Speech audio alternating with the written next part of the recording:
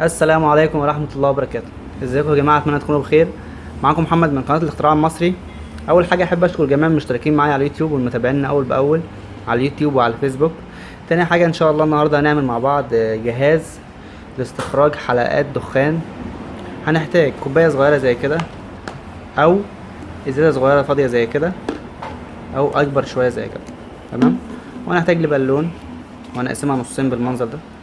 نحتاج لحتة منها بس. تمام. انا عن نفسي هستخدم الازازة دي في الشرح. هنطير البوز ده كده من اول هنا، وليكن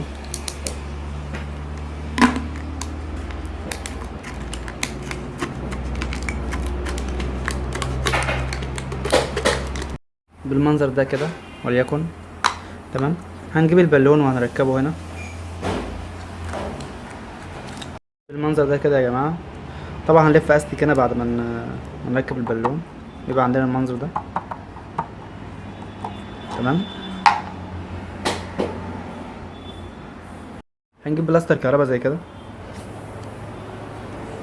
ونلف هنا عشان الامان برضو.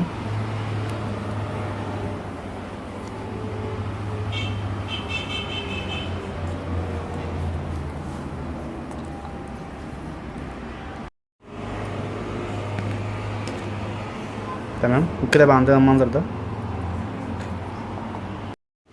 وبكده يا جماعة نكون خلصنا. هنحتاج عصاية خشب زي كده، او ورقة كرتون، او كبريت، عشان نعمل دخان بالمنظر ده كده.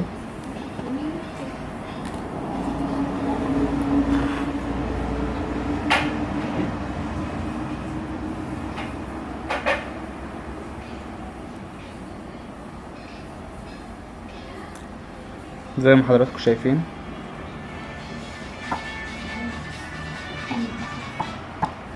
طبعا عشان ضوء الشمس مفيش حاجة باينة هنا. طيب، نجرب في مكان تاني.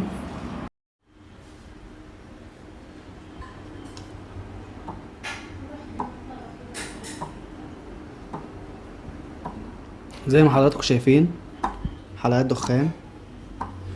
طبعا عشان الفلاش قايد فممكن ما يكونش واضح اوي، لكن هي منظرها جميل جدا. اتمنى الفيديو يكون واضح وانه يعجب الجميع. طبعا ما تنساش عمل لايك والاشتراك معايا لمتابعة كل ما هو جديد. والسلام عليكم ورحمة الله وبركاته.